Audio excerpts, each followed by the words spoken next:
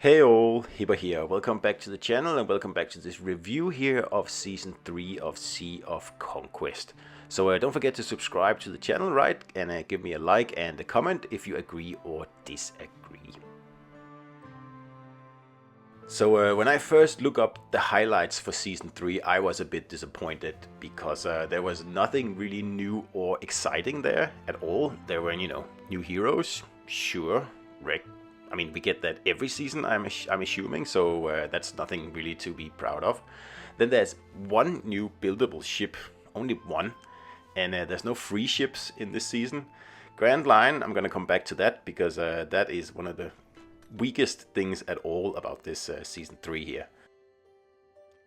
So something I just want to mention beforehand is that the whole look and feel of this season, like the whole color palette, is just really boring as well. It looks like, I don't know, yellow. And I know there's empty islands in season 1 and season 2 as well, but they don't look as boring and completely empty and just devoid of any sort of life like these islands here do.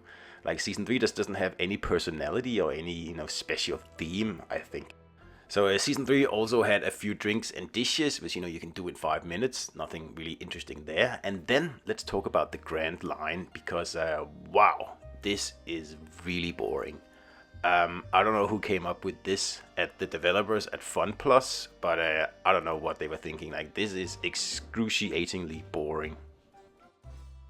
So all you do here is you log in every day, you do some silly tasks, like this menial, like completely unnecessary task, and then you do a squad raid. And squad raids is what I really want to focus on here, because I feel like I've been doing squad raids for pretty much the whole season 3. Because not just Grand Line, but also the whole totem thing here, which is another silly idea. I don't know why that's in the game, but that's just absolutely boring. As you can see, I haven't even bothered finishing it because there's no point. It's just really boring.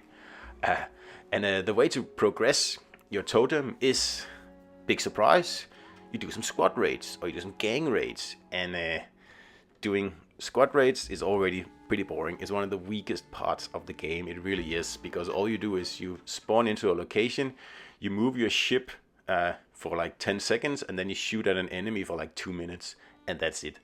It's super boring. And in season 3, everyone has been forced to do this over and over and over and over every day, and that's just not healthy for the game. And I wish the developers watched this video here, because whoever came up with this like oversaturation of squad raids really needs to have another think. Another missed opportunity that again requires you to do squad raids, and it's just insane, is the season specializations, because you don't get to keep these specializations once you finish season 3. So honestly, what is the point? Why would you then spend so much time and energy on doing these ridiculous squad raids? Because as soon as you finish season 3, this is all gone. You're gonna go back to season 1, and then season 4 starts. So what is the point? And I'll tell you, there is no point. It's just busy work with no any sort of goal. The events in season 3 are also absolutely devoid of any sort of excitement. It's the same thing over and over and over. So I always expected there would be some sort of surprise in season 3, some sort of new content, like for example trinkets, which were added in season 2. And season 2 is still my favorite season. I think it was awesome. It was fantastic, lots of fun. And I know this season has been fun in a different way, but has nothing to do with the season. I mean, we've had our butts kicked pretty much by another gang, and it has been interesting, it has been fun, lots of fighting, lots of port attacks going on, but nothing really to do with the season. And trinkets have gone into the background, I think, in season 3, and that's a shame, because I think they're really important for the gameplay. And it's not just trinkets that has, started to take a backseat. It seems that the developers have sort of forgotten about some of the like the systems they have implemented in the game, some of the currencies as well. They just seem to be, forgotten, and that's usually a bad sign when the developers start to do that. Now, I'm specifically talking about ship parts here. because I feel like ship parts have kind of started to take a backseat in the game, and that's really ridiculous because they're really important and they could be improved so much. See how many ship parts I have. I don't really care about this anymore at all because they're silly, and you can like, there's really no point. You just get the highest level you can, then you upgrade it, and that's it. You need to be able to, you know, add some diamonds into those ship parts to increase their abilities in some way, or you should be able to refine their skills or something, right? And also starlight shards that you use to upgrade your, you know, ship parts. I have nearly 15,000 of them. So something is very wrong here. Like, the economy in this area is totally out of whack. And I think it's because the developers have sort of forgotten about ship parts and have kind of left them to die, really. And not sure that's the best idea.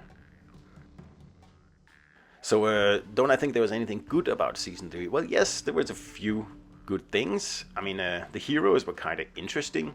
And even because Onimusha was actually a Season 4 hero that was just switched to Season 3 just before our server went into Season 3. So I think we're one of the first to actually try him out. I mean, I like him a lot. I think he's really, really good, really powerful. So, you know, I've done what was asked of me. I've upgraded my heroes. You know, they're rank 4, level 100. Pretty much good enough.